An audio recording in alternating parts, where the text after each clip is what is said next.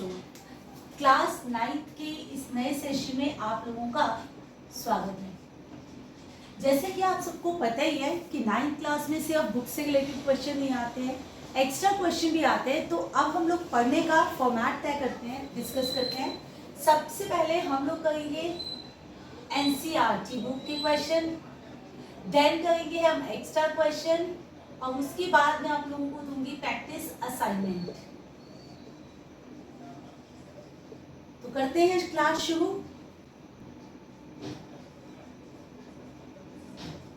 Chapter 1 exercise 1.1। अब exercise शुरू करने से पहले हम थोड़ा सा, जैसे कि आपको पता है चैप्टर का नाम है नंबर सिस्टम। यहाँ पे हम नंबर्स के बारे में पढ़ेंगे। तो आपको पता ही है कि सबसे पहले हम लोग पढ़ते हैं नेचुरल नंबर। अब नेचुरल नंबर क्या होते हैं? नेचुरल नंबर वो सारे नंबर होते हैं जो 1 से स्टार्ट होते हैं। तो इसी तरह से 1 2 3 और ऐसे ही इनफाइनाइट नेचुरल नंबर्स होते हैं। फिर आता है आपके पास होल नंबर। होल नंबर और नेचुरल नंबर में ज्यादा डिफरेंस नहीं है। अगर आप 0 से स्टार्ट करते हो तो ये बन जाएंगे होल नंबर, ये भी इंफिनिटी तक जाते हैं। उसके बाद आता है आपके पास रैशनल नंबर। रैशनल नंबर्स जो p/q की फॉर्म में होते हैं, मतलब अपॉन वाली फॉर्म में, लाइक 3/5, 1/2, 3/1। इसी तरह से कोई भी नंबर जब अपॉन वाली फॉर्म में p/q फॉर्म में लिखा जाता है तो हम उसे बोलते हैं रैशनल नंबर। उसके बाद आते हैं इरैशनल नंबर्स। तो इरैशनल नंबर क्या होते हैं हमारे पास? जिन्हें आप p/q फॉर्म में नहीं लिख सकते, जिन नंबर्स को आप p/q फॉर्म में नहीं लिख सकते। जैसे कि आप लोगों ने क्लास 8 में पढ़ा था, रूट्स पढ़े थे आपने, लाइक √2, √3। इस तरह के जो नंबर्स हैं वो कहलाते हैं इरैशनल नंबर। उसके बाद आता है रियल नंबर। अब रियल नंबर क्या होता है? रियल का मतलब है रैशनल एंड इरैशनल, मतलब दोनों को मिलाकर हमारे पास जब हम रैशनल और इरैशनल को मिला देते हैं तो हमारे पास बनते हैं रियल नंबर्स। तो इस पूरे चैप्टर्स में हम रैशनल भी पढ़ेंगे और इरैशनल भी पढ़ेंगे, मतलब हम रियल नंबर्स के बारे में पढ़ेंगे। सबसे पहला क्वेश्चन है आपके पास, क्या 0 एक रैशनल नंबर है? बिल्कुल है, क्योंकि 0 के नीचे आप 1 लगाकर किसी भी नंबर के नीचे जब आप 1 लगा देते हो तो वो बन जाती है p/q फॉर्म, और इसी को हम कहते हैं रैशनल नंबर। तो क्या 0 रैशनल नंबर है? आपने आंसर बोला yes, 0 is a rational number. तो किसी भी नंबर के नीचे जब आप 1 लगाओगे तो वो बन जाएगा रैशनल नंबर।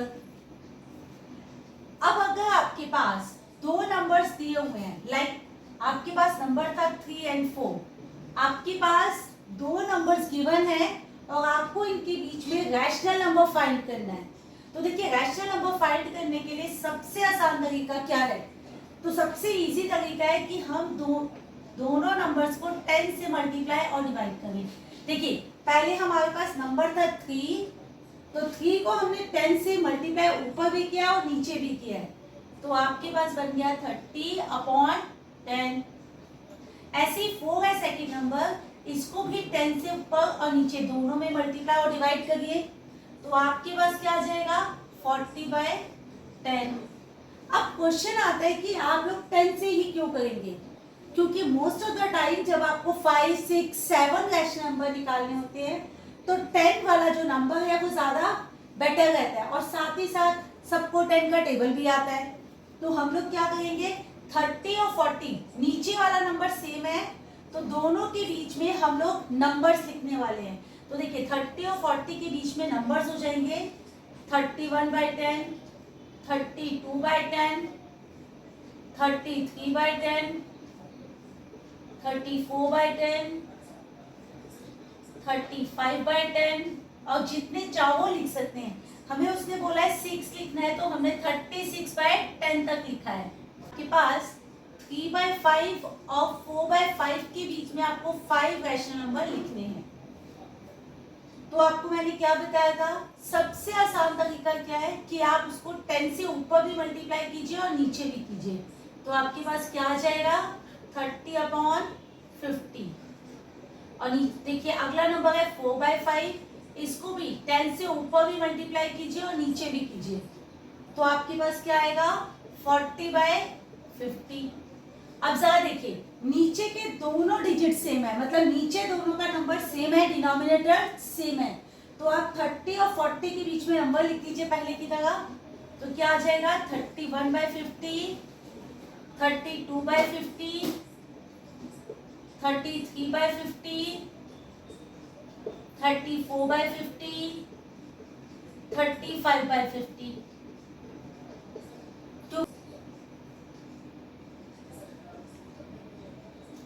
ये क्वेश्चन आपकी बुक में नहीं है, लेकिन कभी कभी क्वेश्चन देखिए आपके माइंड में आएगा कि अगर नीचे का जो डिनोमिनेटर है वो सेम ना हो तो क्या करें।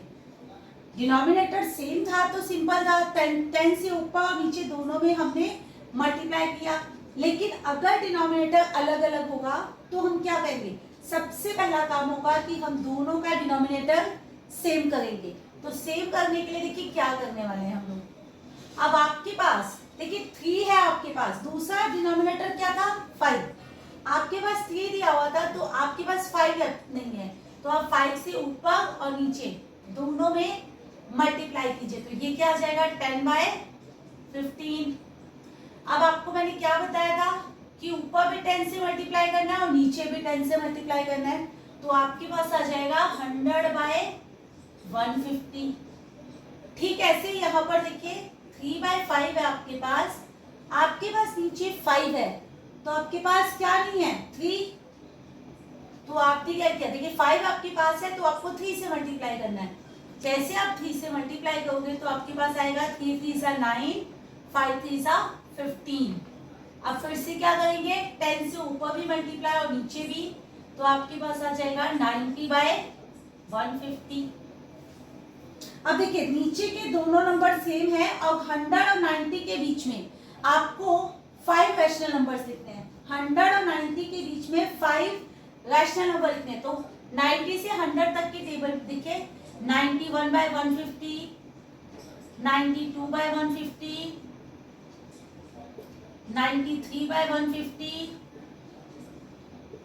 94/150, 95/150। आपके पास ट्रू फॉल्स है, आपके पास उसने बोला कि every natural number is a whole number, every natural number is a whole number. अभी मैंने आपको बताया था कि नेचुरल नंबर जो है वो 1 से स्टार्ट होते हैं और होल नंबर 0 से स्टार्ट होते हैं। तो देखिए क्योंकि ये 0 से स्टार्ट होते हैं तो ये सारे नेचुरल नंबर होल नंबर में आएंगे। देखिए नेचुरल नंबर क्या हुआ, जो 1 से स्टार्ट हुए, होल नंबर जो 0 से स्टार्ट हुए, यानी कि सारे नेचुरल नंबर होल नंबर होते हैं। तो ये क्या हो गया आपके पास ट्रू। इस तरह के क्वेश्चन आपके पास असर्शन रीजन में भी आ सकते हैं। अगला है every integer is a whole number, every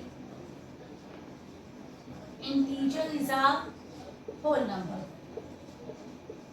अब देखिए इंटीजर क्या होंगे, इंटीजर का मतलब क्या हुआ कि हमारे पास माइनस के नंबर भी हो सकते हैं, हमारे पास प्लस के भी हो सकते हैं। अब होल नंबर तो क्या होते हैं, होल नंबर तो सिर्फ प्लस के नंबर्स होते हैं। तो सारे इंटीजर होल नंबर नहीं होते, क्योंकि जो माइनस वाले इंटीजर है वो होल नंबर नहीं होते। तो ये क्या होगा आपके पास फॉल्स। नेक्स्ट है आपके पास एवरी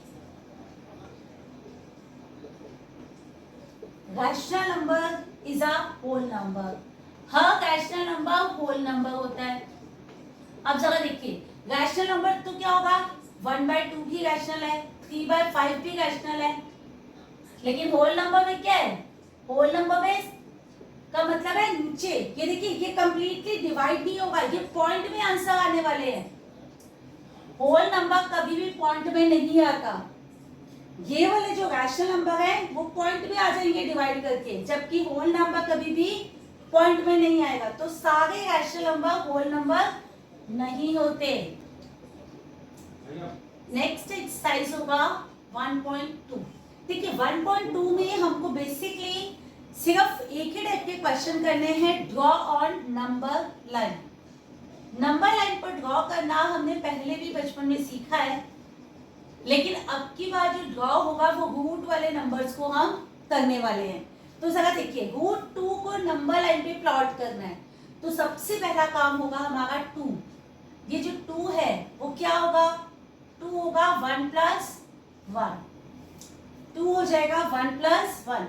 अब जरा देखिए पाइथागोरस के हिसाब से ये हो गया हाइपोटेनस, ये हो गया परपेंडिकुलर और ये हो गया आपका बेस। ठीक है, पाइथागोरस के हिसाब से। तो यानी रूट 2 किसका स्क्वायर है, रूट 2 का। 1 किसका स्क्वायर है, 1 का। और 1 किसका स्क्वायर है, 1 का।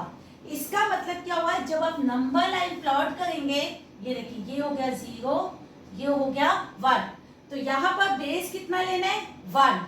हाइट भी 1 लेनी है, हाइट भी 1 लेनी है, बेस भी 1 है आपके पास और हाइट भी 1 है। तो जैसे आप O को A से ज्वाइन करेंगे, तो ये देखिए O को A से ज्वाइन कर देंगे। जैसे आप O को A से ज्वाइन करेंगे तो ये आपके पास रूट 2 बनेगा। अगर इसे नंबर लाइन पर डालना है आपको, तो क्या करना है, इतना कंपास खोलिए, OA जितना कंपास खोलिए। जैसे ही कंपास खोलेंगे तो यहाँ पे कट आ जाएगा, तो नंबर लाइन पर यानी कि OD आपका रूट 2 बन जाएगा, OD आपका रूट 2 बनेगा। तो आपने क्या किया, OB भी 1 था, AB भी 1 था, OB भी 1 था, AB भी 1 था। आपने OA को ज्वाइन किया, OA जितना कंपास खोला और उसके बाद एक आर्क लगा दी जो कि इस लाइन को D पर मीट कर रही है। तो जैसे ही OD आपका क्या हो जाएगा, रूट 2। तो रूट 3 के लिए हम लोग क्या करने वाले हैं, देखिए रूट 3 का मतलब क्या हुआ कि 3 है, और 3 क्या होने वाला है आपके पास, 1 प्लस 2, यानी ये होगा h का स्क्वायर, ये p का स्क्वायर और ये हो गया b का स्क्वायर। तो 3 किसका है, रूट 3 का, p किसका है, 1 का, बेस क्या हुआ, रूट 2। अभी हम लोगों ने रूट 2 प्लॉट किया था, तो रूट 2 कैसे बना था हमारा, रूट 2 था 1 का स्क्वायर प्लस 1 का स्क्वायर। तो जरा देखिए यहाँ पर हमने सबसे पहले एक नंबर लाइन ड्रॉ की, ये हो गया 0, ये आपने रूट 2 बना गए। पहले हम रूट 2 बनाएंगे, उसके बाद रूट 3 बनेगा। तो ये क्या हो गया, 0 से लेकर 1 तक, इसका नाम हमने रख दिया b। अब ये 1 है तो 1 इसकी हाइट भी है, तो ये हो गया a, ये 1 इसकी हाइट हो गई। जैसे आप OA को ज्वाइन करेंगे तो ये बनेगा रूट 2, क्योंकि 1 और 1, ये 1 का स्क्वायर, ये भी 1 का स्क्वायर, तो ये क्या बन गया आपके पास, रूट 2। अब आपको क्या करना है, रूट 2। अब रूट 3 की जब हम बात करें तो बेस कितना है, रूट 2, ये हमारा बेस हो गया। हाइट कितनी लेनी है, 1। अब यहां से आपने 1 की हाइट ले ली, देखिए यहां से आपने 1 की हाइट ली, इसका नाम रख दिया आपने C। A से हमने हाइट ली, परपेंडिकुलर बनाया AC। जैसे आपने AC बनाया, उसके बाद O और C को ज्वाइन कर दिया, तो ये रूट 2 था, ये 1 था, तो ये क्या बन गया, रूट 3। आप चाहे तो इसमें आगे भी जा सकते हैं, फिर से रूट 3 पर 1 प्लॉट करोगे आप परपेंडिकुलर, और उसके बाद इसका नाम रख दोगे आप E। तो OE को जब आप ज्वाइन करोगे तो ये क्या बनेगा, रूट 4। फिर से आप यहाँ पर 1 का परपेंडिकुलर ड्रॉ कर दो, ये 1 का परपेंडिकुलर चल रहा है, और इसका नाम दिया F। O को F से ज्वाइन किया तो ये आपके पास बन जाएगा रूट 5। इस तरह से आप रूट को इस तरह से भी प्लॉट कर सकते हो, और चाहो तो रूट 5 को अलग से भी प्लॉट कर सकते हैं हम। तो अलग से अगर प्लॉट करना हो रूट 3 के लिए तो यही मेथड यूज करोगे आप। रूट 5 को आप ऐसे भी प्लॉट कर सकते हो, और दूसरा भी मेथड आपको मैं बता देती हूँ, वो कर लीजिएगा। रूट रूट 5 का मतलब हो गया 5 क्या होगा 1 प्लस 4, ये हो गया h का स्क्वायर, ये हो गया p का स्क्वायर, ये हो गया b का स्क्वायर। तो नहीं 5 है रूट 5 का स्क्वायर, ये 1 का स्क्वायर, b हो गया यानी 4 है 2 का स्क्वायर। अगर आप नंबर एंड में डायरेक्ट बनाना चाहो तो ये 0, ये 1, ये 2, तो आपके पास बेस कितना है 2, ये 1 था, ये था 2, इसका नाम आपने रख दिया b। अब हाइट कितनी है आपकी, परपेंडिकुलर कितना है 1, आपने इसको 1 तक लेके गए, ये 1, बेस था 2 और हाइट थी 1। जैसे ही आप OA को ज्वाइन करेंगे, OA को ज्वाइन कीजिएगा स्ट्रेट लाइन से, ये लीजिए OA को आपने ज्वाइन किया, OA जितना कंपास खोला, जैसे ही कंपास खोलेंगे उससे एक आर्क लगाएंगे, ये बन गया OD। तो OD क्या होगा, OD होगा आपका रूट 5। हम लोगों ने एक्सरसाइज 1.1 और 1.2 सीखा है। आप लोग इन दोनों एक्सरसाइज को प्रैक्टिस करना और नेक्स्ट क्लास में हम नेक्स्ट आगे का चैप्टर कंटिन्यू करेंगे।